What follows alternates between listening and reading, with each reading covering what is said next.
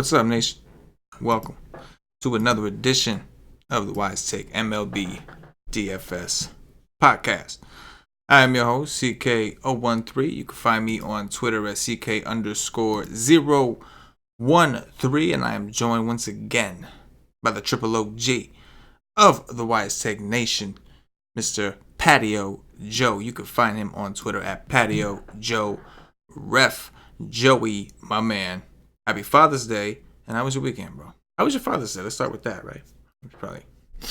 Father's Day was good. The wife did, as good as she could, trying to wrangle up the three kids. I was able to relax a little bit, watched a little bit of the College World Series, so that was nice. Personal, like one of my favorite Father's Day memories is back in 2002. Me and my father was on a road trip. And we were driving into Omaha, Nebraska to see the College World Series on Father's Day. And Nebraska was playing in the World Series that day. And Nebraska, there was two games that day. And back in those days, if you got tickets for one game, you got tickets for both. Well, the Nebraska would sell out, because it was in there. So anyway, real quick, Nebraska lost that game. And I'm holding a sign trying to get tickets to the next game. And this guy walking out with his three sons, I need tickets. This guy walked out, hands me 4 tickets to the next game, goes, here you go. And they're 3 rows behind the dugout. So me and my dad got to watch Clemson and Georgia Tech on Father's Day, really, really good seats in the College World Series. One of my best Father's Day memories I'll ever have. But that's, but yeah, that kind of, when I said I was watching the College World Series, it always brings back those memories. We lost you. I can't hear you, CK. My bad, I was muted. Touching, Joe. Yeah. Touching.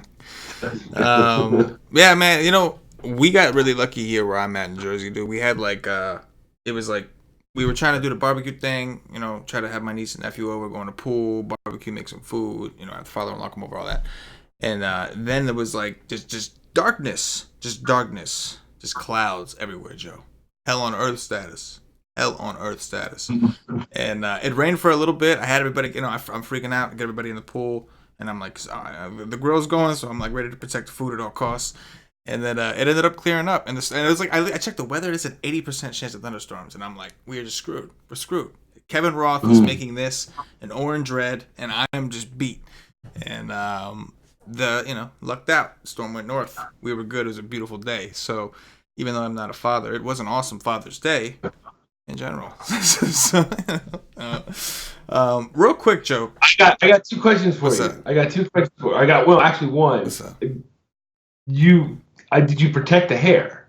Protect the hair? The rain. Did you protect the hair? Bro, the rain is good for the hair. You know what I'm saying? You need a little bit of that once in a while. Getting in there. You know what I'm saying?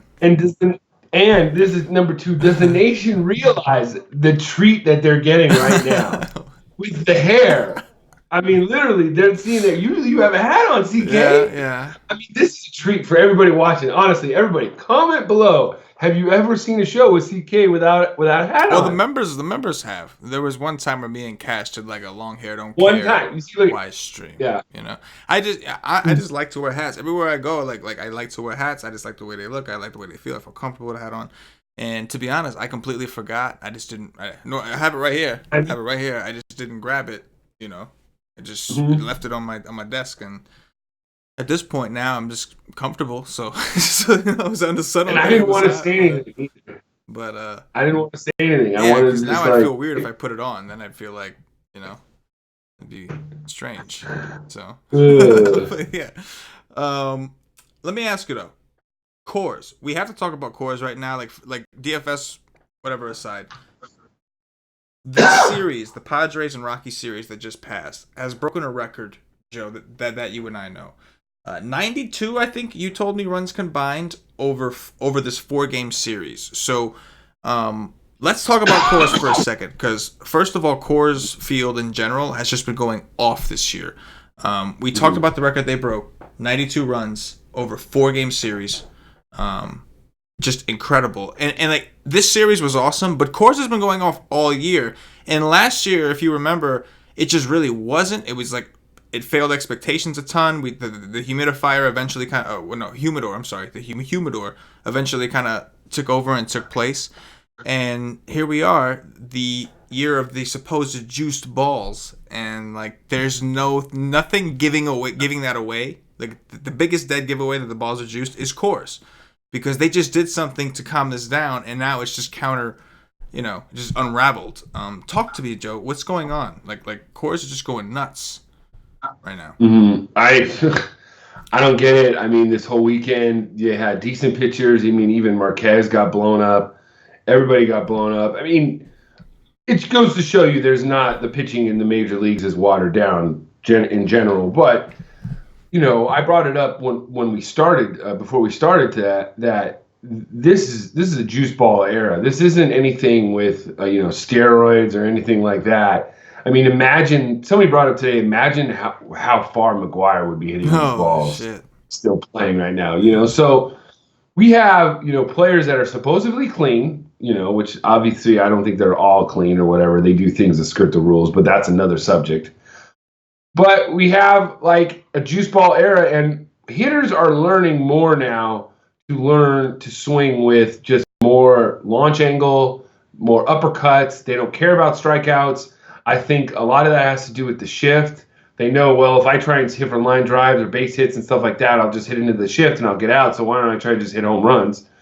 That has something to do with it also. I think it's a combination of a lot. And then the pitching being bad, juice ball era, and I think that it's going to translate into more runs everywhere. So in general, Coors is going to go off more than it has been in the past. It's pretty simple. Yeah, no, I mean, I completely agree with you. I think that what else is there to really say? But tell me not though, like this little move they made to the ball. It's kind of interesting if you think about like where this could go. You know what I'm saying? Because supposedly whatever move they made was slight, and it was just to improve the aerodynamics of the ball. That's what they've said. So if that's true, if it is really such like a minor thing that like, because like you would think like, if they did anything drastic, the pitchers would realize like this ball feels different. Like you know what I'm saying? Like these guys that have baseballs in their hands constantly year round, they would notice something. So for whatever change that they supposedly made, for it to be that small as they claim, it's pretty incredible. And like, who's to say they don't do it again if it goes undetected, if people aren't really noticing except for the result? Like what, you know what I'm saying? Like this year they're like, okay, this is working, but like now we're seeing like Coors Field has become like a men's softball league, so we're gonna do something else to the ball to kind of take it down a notch, and then we're gonna see some kind of medium. Like, do you think it's the juice ball thing, or do you think it's just a combination of everything else? Like, I think it's a combination. Yeah. I really do. Hitters are learning to hit the ball, hit for more home runs now. They're learning to hit fly balls more. Launch angles and all that. Yeah, they're not learning, when we were taught as kids to swing down, like, swing down at the ball. You hit line drives. It'll come off your bat, line drive, These kids, they're learning loop, swing, you know what I mean? Launch angle, all about hitting home runs. And I think that has got to do something to do with it. And, there's a lot of pitchers that shouldn't be in the major leagues. There's 32 teams in the major leagues. And there's just a lot of pitching. It's all watered down. And with the starters not going as long as they used to go, that means that there's more bullpen spots and there's just more bad bullpen arms. And I just think it's a combination of everything that just led to this year it just popping off, because I mean you saw things last year too. It just wasn't this pronounced. Right. No, I can get behind that. Either way, in terms of DFS, it seems like you got to play it when it's there. It seems like if you have any more than one team, that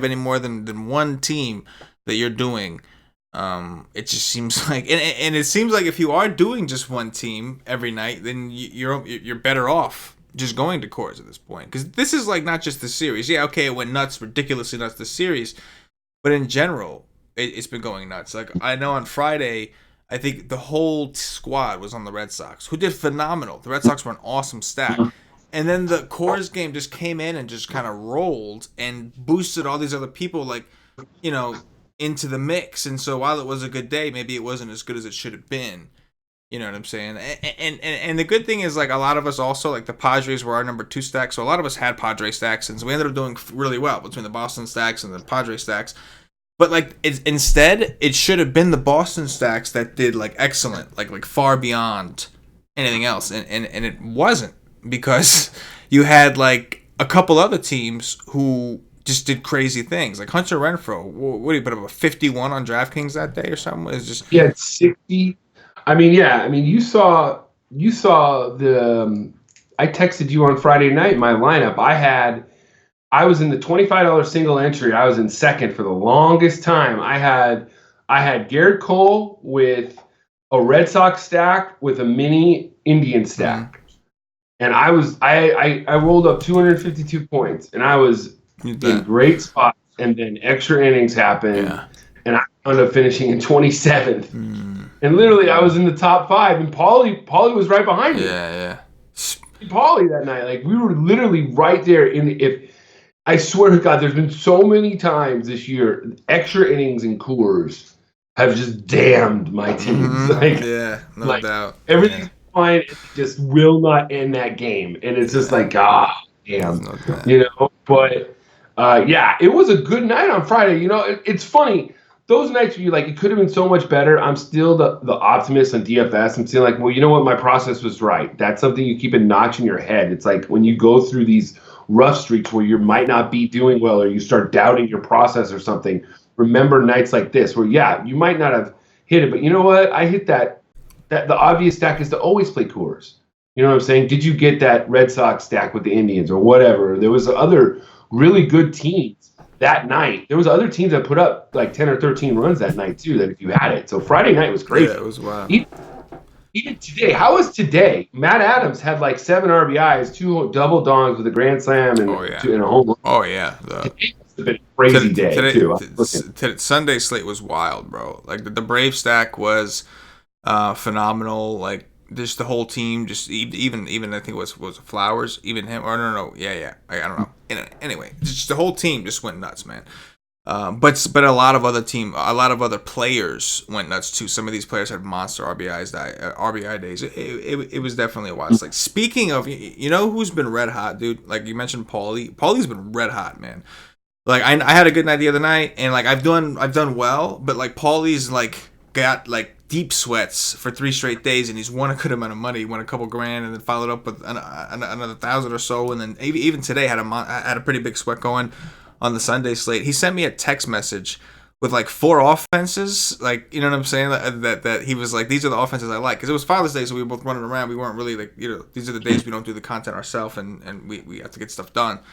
And so I'm like on the go. I don't have my regular process stuff out. And like, he sent 4 teams that he liked. And by the end of the night, I looked at what it was, and I was like, damn. I was like, he nailed it. And he had another great night. So, Nation, those of you who subscribe, look out for Paul. He's been popping in that Slack.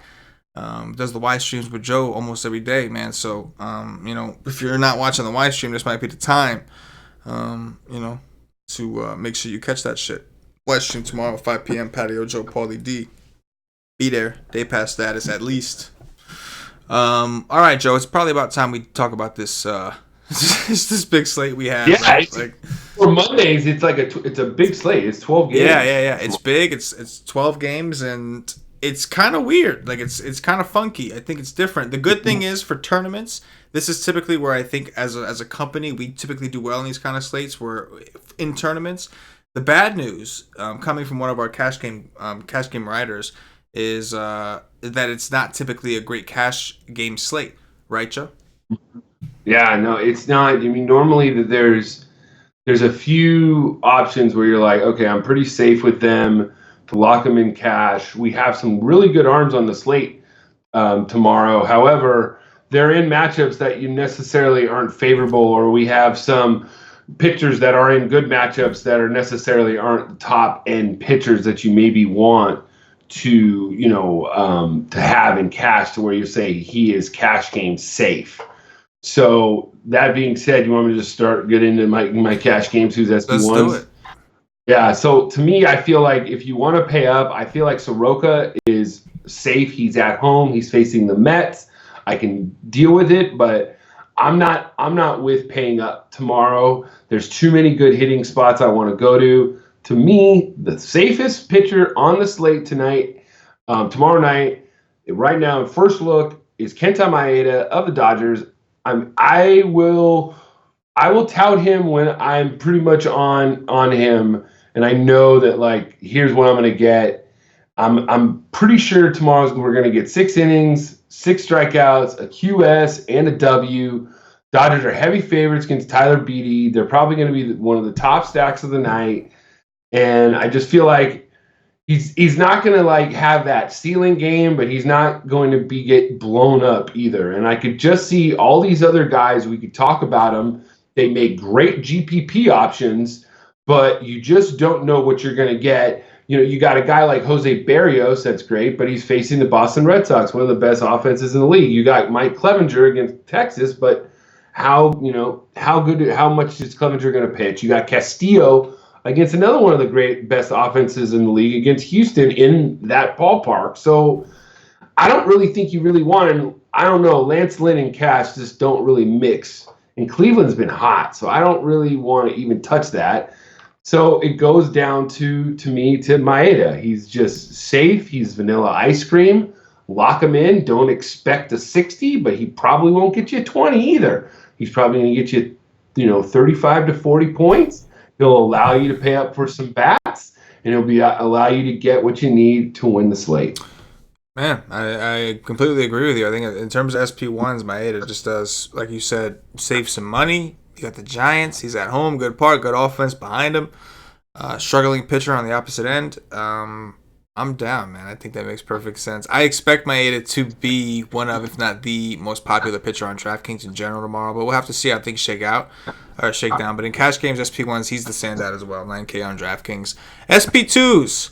Joey, anybody stand out here? I mean, like we do have some weather on the East Coast. We won't go too much into that because a lot of that can change by the time, it's the night before. So we'll ignore the weather kind of, but what SP2 options stand out? To me, I brought him up, and you like him more of in the GPP status, but I like Danny Duffy, DK. I think he's 7,500. He's facing these Mariners who don't hit lefties very well as it is, and now they're missing one of their.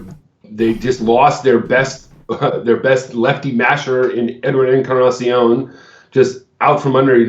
The Mariners strike out at 26.2% against lefties. So I just think that Labs is showing 4 lefties in their lineup tomorrow. You really only have to worry about Tim Beckham, in my opinion, and maybe Domingo Santana, and then he should be okay. I'm not, like I said, it's not going to be a great game. He's not going to get you 40 or 50 points on DK, but he's not, he's probably going to get you about, he's 7.5. He'll probably get you 20 maybe. It'll be good. I think you'd be okay with that. And like I said, it's just very vanilla cash game play, pretty safe. There's a ton of GPP options though. Yeah, dude, I think that makes sense. I'm curious. I do like Duffy in tournaments, like I said. In cash, I don't mind him. I think he's going to pitch well. Seattle's striking out a lot against lefties. They just got rid of one of their best lefty hitters. And they're going to be a little bit more left-handed. What's that? I think people will see that too. That's the thing. I think maybe the public will see that too. No E5, less people. Yeah. I'm curious to see what the line is. I think the line will kind of determine, right? If Seattle comes out and they're projected for less than 4 runs, then I think that we will see Duffy's ownership increase in cash. But if not, I just think that people are going to look at Mike Fiers and see that Baltimore is projected for 3.7 runs in Oakland. I think that people will look at Miles Mikolas and see Miami is projected for 3.5 runs. I know Mikolas recently just got hit against these Marlins in Miami. It didn't go so well for him, I don't think. But I think that's what people will do. As far as me not wanting to follow the herd in cash and just saying I'd rather just play the guy who I think I have the edge with. I think of those guys particularly, I would feel more comfortable with Duffy. So I'm with you. I don't necessarily know if the field will do that. Maybe the line will come out and kind of give us a better depiction. But I think that if you're just going forget about the herd, I'm just playing like the guys that I like and the guys that my research leads me to, I think Duffy's totally fine. Let's talk tournaments, Joe. Any of these pitchers stand out more in tournaments? You mentioned Maeda is pretty vanilla. I would imagine you can get pretty wild on a slate like this. What do you think? Do we want to go up top, or do we want to wherever you want to go? Wherever you want to take it, Joe. Why don't we start like we would start a female? Let's start up top, and then we'll work below. Okay. All right. Fair enough. We'll be very respectable. Okay? We'll start up top. The respectable. We are on YouTube. So sure. This is a live stream. This would be a little bit more graphic. Oh yeah. Get a day pass. That's all I'm saying. Get a day pass. At least. Okay, so up top, to me, I like on FanDuel, it's weird. Like, it's like I can see like the merit of going to Castillo at home against Houston, but they just don't strike out that much. Same thing against Barrios. I'm not really. Oh man, he's at home, so that's what makes him a decent like option. You know what I mean? If it was on the road, no. The guy I think that it's a decent GPP option tomorrow is Lance Lynn. He has like one of the highest strikeout rates of all the pitchers on the slate in the last 30 days in the league. I was checking that out. So I know he's an underdog, and it's Lance Lynn, but he hasn't been that. He hasn't been that bad. I want to let him. He's been good. Like Lance Lynn is having an awesome year. He's been awesome. So, like in the last 30 days, he has a 34.4 strikeout percentage. That's 7th in the major leagues. So I know the Indians are hot, and that's what makes it really like kind of a decent like option. Like it's very risky tomorrow. So up top, I think you could go. It would be Barrios and Lynn. Soroka, I just don't see like a ceiling game. Castillo, I don't know. I just don't go against the Astros. And especially in that ballpark. What do you think? It's interesting. I think who was it? Thornton. Thornton had a really good game against the Astros today. Just dominated them, man. Like 8 Ks, through like 5 or 6 innings. Didn't give up any runs. The Astros are banged up, but they've been playing well. You're kind of waiting for some of these replacement guys. Oh, I'll tell you what, that one kid is a stud right now, man. What's that kid's name, man? Jordan Alvarez. Yes, that kid is a stud, man. He's just a beast. But anyway, not to get off topic. I think that even though it worked today, I still don't want to do it tomorrow. Like if you were going to attack Houston, you would want to do it when they're playing an NL team in an NL park. It happens to be the worst NL park in Cincinnati, right? Aside from Coors, of course, and it's with Castillo, who has looked good, but we've seen things go wrong for him. We've seen how ugly things can get with him.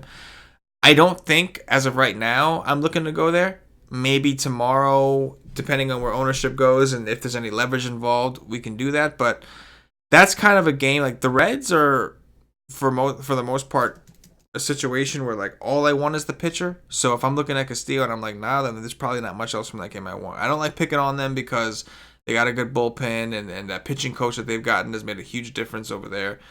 So the question is, do we want to attack Houston? And I just don't love doing that. I know Thornton did well today, but this is an even better park for hitting. I'm just like, here's my thing, and here's what I think ultimately, which would make me just cross Castillo off.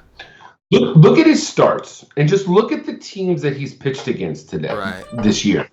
Name me a good offense where he's dominated. Be like, yep, there it is. Right. Like, okay, St. Louis, he's a division opponent. I don't buy that. You know what I mean? Milwaukee, 2 1/3. Chicago, 34 points. That's not going to help you with 10K tomorrow. Right.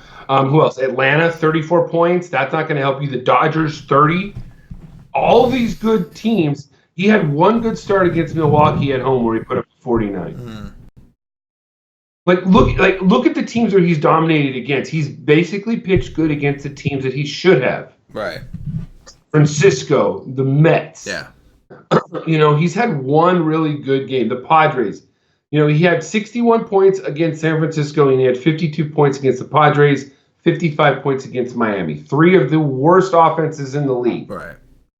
Barring this, sorry about this weekend, Padres. But you know what I'm saying? You know what I mean? So I just don't see. It's like the other day with Giolito. You know what I'm saying? You're like, why would you go there? I just don't see a ceiling game at his price. Right. against the Yankees. Right. And he was fine.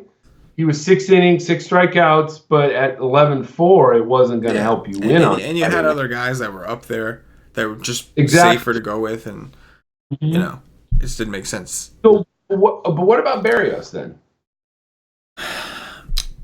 Berrios, because of the ceiling he has, and that's something I think on this slate we're kind of lacking. Like, don't get me wrong, we have players that have ceilings, but we all have, like, they're all, like, in high-risk situations, and they're all players that don't hit their ceiling as consistent as you'd like.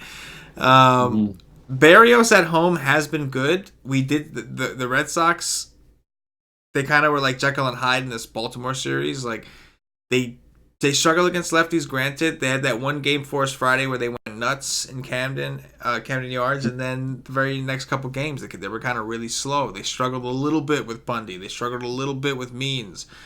And now they're getting Berrios, who's a pretty good pitcher, especially at home. I'm just concerned about the ceiling. What's the ceiling? And I just don't know what it is. Like, I feel like this is a slate where if I don't play Maeda in a tournament, I'm not quite sure that I want to go up at all. Like, maybe this is a slate where we try to, go low and, like most slates we do, and try to load up on bats. If there's ever a slate to do it, it's probably one like this. It's not like we have Garrett Cole we're fading or Max Scherzer we're fading, not for nothing, dude. Like Soroka, you know what I'm saying? Right. For me to spend all that money, Soroka's been awesome. Don't get me wrong, but for me to spend all that money to go to Soroka, who's in one of the best hitting environments on the slates, in a park that's pretty good for left-handed power, or power in general, really, because of the environment that they're in. It doesn't make sense. Why am I going to go all the way to the top, play him, even against the Mets?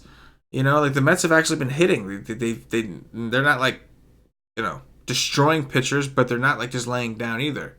Pete Alonso and some of these guys could be a problem. So I'm just I don't think Maeda is tempting, even as chalk. He's tempting, but it's very simple. Soroka on FanDuel, strikeouts mean everything. He hasn't had more than 8 all year. Yeah. It's not going to do it at 10. It's just not going to do it. Agreed. And I totally agree with you. It is time to now. We did the foreplay up top. It's now time to move down below. All right, Joe. Go ahead, man. All right. It's now time down below. It's time to now expose yourself to the female and put on the table. And you go with Shahuls Chassin on the road in San Diego, a place where he knows very well. And I got that Coors Effect itch tomorrow, CK. I just do. It's the Coors Effect itch, and I just feel it. It's going to happen. These guys have been blowing up all weekend, and I could just see them coming back home and just throwing up a dud. And Chassin at 6,300 on FanDuel, and he's like 6,100 on DK. Just pitching great and giving us everything we need. Now, that's the first guy of many that I like, okay? You could say Elieser Hernandez at the same price as Chassin is in a decent matchup. He just faced these Cardinals last week and put up 30 points. At 6'1", it's almost 5X. That's decent. We spoke about Mikolas. I'm personally not going there, but I do believe in the fact of when a pitcher faces a team like back-to-back, usually one start is really good and one start is really bad. So maybe this is going to be the really good start. So he's a GBP option for me. Mike Fiers is another GBP option I think you could go to against Baltimore, but I think that you could also, if you think that people might be on him, I could see stacking against his ass too. And then, I think tomorrow, the decent pivot off of Maeda is maybe Wade Miley. I know it's in a bad ballpark, and the Reds don't strike out much against lefties, but Miley is pretty safe lately, and it's weird to say that, but he's just goes on by it. You know what I'm saying? He's faced some pretty good offenses and done well. I mean, Chicago, Boston, got 46, 49 against them. I could see him being okay. Like, he won't hurt you, is my point. And in a slate like this, You just want your pitcher down when you're going to pay down to not like get you negative points. You know what I mean? just want them to not suck. Yeah, not so. Yeah. So, and I also think Danny Duffy is a great GPP option too. Yeah. Even if you, especially if people don't think they're going to be on him. But yeah, to me, Chacin, the Coors effect to me, I like. I've been looking like literally. I was in there. This was earlier in the day, and my wife came into the office and she goes, "Why are you looking at the Padres' schedule?" And I don't even really want to get into it. You would not even know. Just let me tell you. Just like I don't even want to tell you, but I didn't want to even get into it. I go, it has something to do with fantasy baseball. There you go. Then I'll get her to like, okay, whatever. Like, Yeah, I'll get her to leave. Right. But literally, I was looking at. I'm like, who do the Padres play on Monday? You know, I'm like, I hope they don't have the day off. You know what I mean? Like even like wish the Rockies played tomorrow somewhere. Yeah. You know, they go on the road, and then, but I just think, you know, I'm willing to go with Chacin to have, you know, to go with a little bit. And then this is another thing. I guess if you were doing a lot of teams, Tommy Malone might be a decent option because these Royals have been striking out a lot. It's just a matchup based thing. I don't make enough teams where I would go there.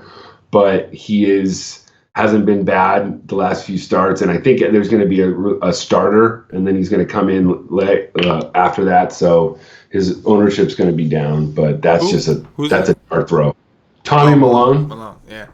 See, that's the thing. Like, I think there are enough of these cheap guys. Like on DraftKings, we got a roster of 2 pictures. I think there's enough of these cheap dudes to where I can make a team work comfortably without feeling like I'm missing out too much on ceiling. Like some of the guys are risky, but so are the guys up top. So I feel like I'd rather take a risk with cheaper people because if they suck, you know, then at least I didn't pay as much for them to suck. Like if I pay a premium for a guy that sucks, that really blows. You know what I mean?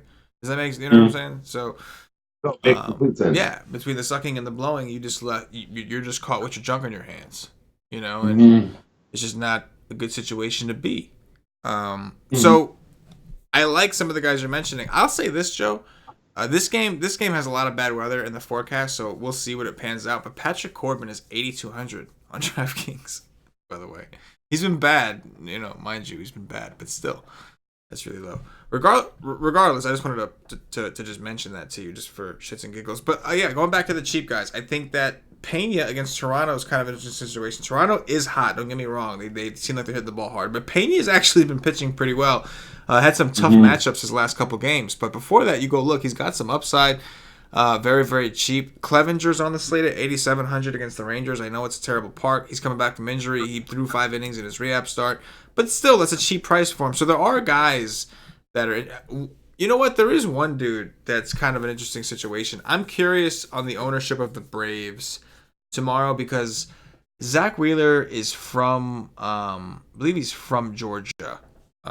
This is like anytime he goes to Atlanta, it's like a homecoming type of thing for him. So that's one guy that's kind of interesting because I completely ignored him because I'm like, dude, the Braves are just too hot right now. So I'm just gonna look at the Braves, and then I'm like, I don't even like pay attention to the fact that Wheeler's pitching on this slate, and he has been a pretty good pitcher most of the year. So, but just in general, I just don't see the guys I love up top. I see more of these guys on the bottom, like the Mikolas, the Hernandezes, the Fires, etc., that I maybe feel more comfortable taking a shot with. Duffy, Chacin, even. I agree with you. I mean, when Chacin played for the Padres, what was the deal? You only play Chacin at home, right? Well, he's going back to San Diego. He pitched well in this park before. Coors effect, all that stuff. So, man, I'm with it. Let's go to hitting. Let's go to hitters. What stacks you like, Joe? My number one stack is probably Los Angeles Dodgers right now against Tyler Beede. They're coming off winning 3 or 4 against the Cubs. I think they'll probably be one of the chalky. They'll be pretty chalky too tomorrow. So, like, I don't know. They are scheduled. Love it. Projected for 5.3 runs tomorrow. There's a lot of other teams that are projected for other like runs, like the A's. I don't mind them, but actually, believe it or not, the team that I like besides the Dodgers is the Braves. Like Wheeler in the last 30 days have been giving up 2.45 home runs per 9.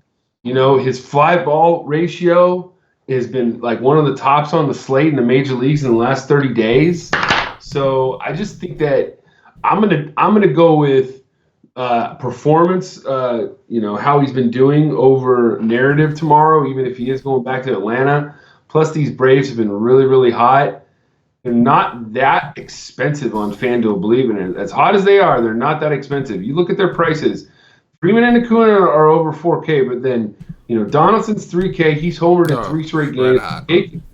Markakis, he's lefty. He's not bad. I mean, Austin Riley, yeah, he's 390. You probably couldn't get like a full stack like that, but I don't mind it. And we all know how James McCann can hit righties and stuff like that in that ballpark. So I like the Braves as my number 2 stack. My number 3 stack, I think, might be pretty chalky too, just because Edwin Jackson is a piece of shit. Is the Angels?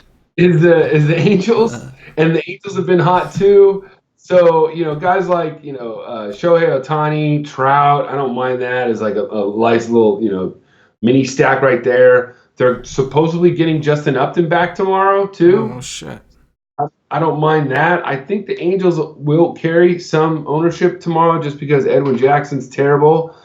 And then the 4th team, I'm probably I'll try and have a little bit of, would be, I like the A's. Obviously, I will always play the A's, but I like the Rays. Right-handed pitcher, in that ballpark. Guys like Lau, Choi, Meadows, Kiermaier, lefties against Tanaka. I could see it. I just think that really, I don't know about a full stack because I think if they get in that bullpen, it might not be as much as you want, and you have to check the weather, but I don't mind the Rays either. I can always get down for the Rays, man. I got some love for the Rays. I think the Braves, I agree with you. Like I was, when I mentioned about Wheeler, my first instinct, I didn't even realize Wheeler was on the slate because I didn't care. I was just like, Braves are just too hot right now. And then you happen to look, it's Wheeler, okay. Maybe that lowers the ownership of the Braves. It's always nice to attack the Mets because of how bad that bullpen is, and it's one of the best hitting environments on the slate. At least it's the night before, so we'll want to double check. But 84 degrees, 54% humidity, it's pretty good for hitting. It's almost the exact same weather that they're having in Arlington, Texas, which is pretty good for that ballpark as well. So, I think the Braves definitely are the first standout. I actually have some interest in the Rangers against Clevenger. Maybe tomorrow that changes. I want to dig in on Clevenger. I know he pitched. He was gone for a little while with that back injury, so I know that he spent some time over in I think Double-A, maybe like 2 starts, and he went like 5 innings, 5 Ks, looked good, only gave up 3 hits. But this is Arlington, his first game back. It is the Texas Rangers who play well at home. They're loaded with left-handed power. They're getting the DH back. They were playing in the NL, so they've had to play with 8 hitters, something they're not used to. And I think that they could be somewhat low-owned because of the Mike Clevenger thing. Like you said, the Angels, the Rays, all these offenses stand out. Another offense that kind of stands out to me is the Yankees, man, against Chirinos, like the other side of that game. They're at home in Yankee Stadium. They're getting healthy. They just traded for Edwin Encarnacion, which is just like wild. Just wow. Like, you know what I'm saying? Like, what did Morales get hurt? And like that's who they up. Like that's what they did. They went out and got E5. Like, and they sent down Frazier. And that was what. It's crazy. But Judge and Stanton are pretty much ready to come back, man. Like they're just about ready. It's sad. Frazier pitched well, but he was also a defensive liability. What do? You got Stanton and Judge. You got. It's tough, man. You know why they did that, right? I mean, E5 just loves hitting in Fenway. There you go. Well, he's about to love hitting the Yankee Stadium. And Chirinos is coming off a couple really good starts. That's great. But the Yankees are just playing so well right now. Like, they're just playing really good baseball. And they're home where they typically dominate.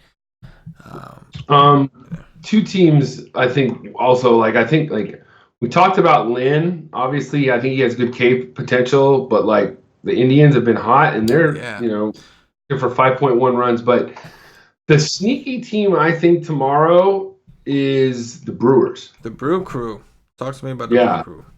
I think the Brewers, just because we have Lucchesi. He's 8-1. He's actually been pitching pretty well. He's a 27% strikeout percentage in the last 30 days. I don't know how popular he'll be. I'm not saying like it's like a leverage play. I just think that if they can somehow get Lucchesi out of this game in the 5th inning or so, that San Diego bullpen is taxed. I mean, they literally were bent over all weekend by the Rockies and Kobe Bryant all weekend. Literally, it was Kobe Bryant in Colorado all weekend. That's what it was, literally. And that's the bullpen. The Padres are just done. You know what I'm saying? The Padres bullpen is just so taxed that in my mind, I like the Brewers as a sneaky stack if they can get into the bullpen because they're so tired. Hey, man, you got to drop sevens and drop sevens.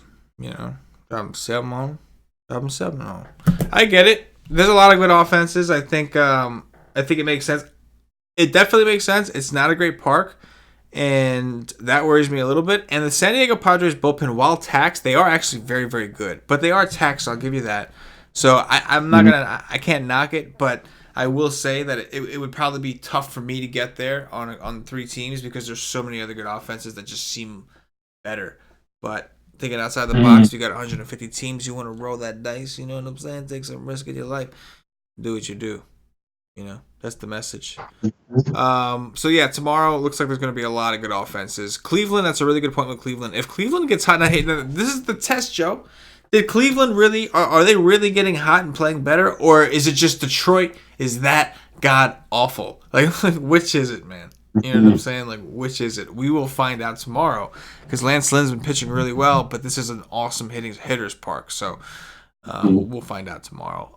That's going to do it for the DFS breakdown portion of the show. At this point, I'm going to remind everybody, if you haven't checked us out at wisec.com, make sure you get over there, check out yourself a day pass for $2.50. You can try out all of our MLB content for 1 full day. You'll get access to all the MLB content.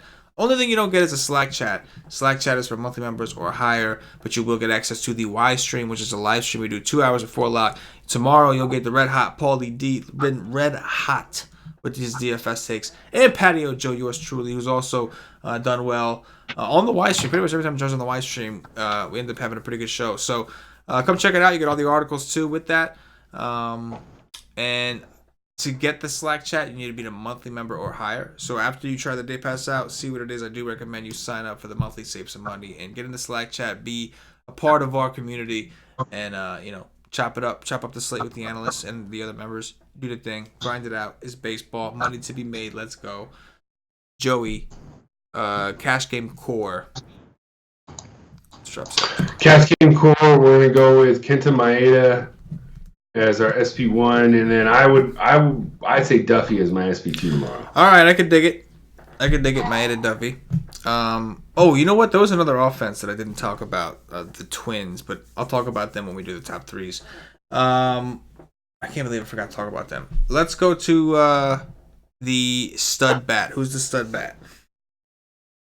I'm gonna just put in my boy Cody Bellinger. Cody B. I could rock. I could definitely rock with that. You spoke about the Dodgers, another team that I just didn't really talk about because I felt like you covered them perfectly. I just what else is there to say? Beatty's been awful. Dodgers are good at baseball. But yeah, I think that I'm cool with a Dodger and I'm cool with Cody B because he's the best one of them all. Value? Do you see any value that could be opening up? Is there anybody that seems a little underpriced on FanDuel as I scour for one on DraftKings? I'm scouring for one right now too. Like trying to look for like a matchup, like good matchup that you can take advantage of. Who is somebody leading off? I got a couple guys to ask you about. Okay. I would probably go maybe like Jason Kipnis. I was just going to ask you about him. Yeah, that's the guy I was going to ask you about. I would probably say Jason Kipnis at 2-3. Yeah. That wouldn't be a bad option. If Phillip Ervin for the Reds cracks the lineup at min price at top 6, I think you could slot him in, but I don't really think you might need to pay that far down tomorrow on FanDuel if you're going to play Maeda. So let's just go with Kipnis at second base at 2,300. Yeah, I could definitely get behind that. That's the guy I was going to ask you about. I think Lance Lynn's doing well, but he's just really cheap. And if the Indians are hot, they're going to do well in this park. So we'll find out. But yeah, I think that's cool. So that's the cash game core. Let's go over to the top threes. Top three pitchers so far. Top three pitchers tomorrow. Number one is. Number one pitcher tomorrow is Kenta Maeda. Number two is Yahul Chacin. And number three is Danny Duffy. Yeah, I'm going to go with Maeda, Duffy, and Chacin as well. Top three stacks. Number one, the Dodgers. Number two, the Braves. And number three, the Angels. I like it. I'm going to go with the Braves number one as well. I will go with the Dodgers number two against Beatty. And the third team, I'm going to go with the Minnesota Twins. They do seem to have slowed it down, but it's going to be 75 degrees supposedly with humid with like 55% humidity in Minnesota, which for that is warm at this time of year. So if we're going to get some hitting weather at all, and we got Rick Porcello, I'm not really afraid of them. Red Sox bullpen is okay. They got some good arms, some bad arms, like every other bullpen. But the Twins have a lot of power. It's a good environment. I'm going Minnesota Twins, number three. You know what? To your point, Porcello is the type of pitcher where guys don't, they never really roster him, but they don't stack against him either. So you might get the Twins tomorrow. Yeah. Even lower ownership than they normally are, especially they're under the radar from all these other teams. Nobody was playing them when they were going on that, when they were going nutty, when we were playing them every day. Nobody was playing them ever, and they were just going nuts, hitting home runs, and nobody was playing them anyway. So you're right. I don't think anybody's going to play them again here, and that's going to do it for the Wise Take DFS. Oh, you caught me, Joe. You slick. You are slick. You are the man of the people, man. Because people don't like when we don't do the dong watch, and I don't blame them. I don't like when we do. I don't like when we forget to do it. So Joey, coming through in the clutch. Let's do some dong watch. Who's going deep? Shohei Ohtani. Max Kepler. I'm gonna go with Freddie Freeman. I will go with Max Muncy. And I'm going to round it out with Matt Olson. And I will go with Josh Donaldson. Because right now he is not Josh Donaldson. He is fully kicked in to Josh Donaldson. You know what I'm saying? Donaldson. And that is going to do it for the Wise Take DFS podcast. If you're watching on YouTube, click that thumbs up, that like button, subscribe to the channel. If you're watching on Facebook, give us a like and a share to support the Wise Take Nation. If you're watching us on Twitch or Twitter, give us a follow, give us a retweet. And if you're listening to us on Podbean or iTunes, give us some 5-star reviews. Joey, anything in closing before we get up out of here? Not much, man. Wild Monday slate, 12 games. Get a day pass. See what we're on more, because a lot can happen in between now and first pitch. Dropping sevens on them. For Patio Joe, for myself, the entire Wise Take Nation, as always, good luck. Peace. Yeah.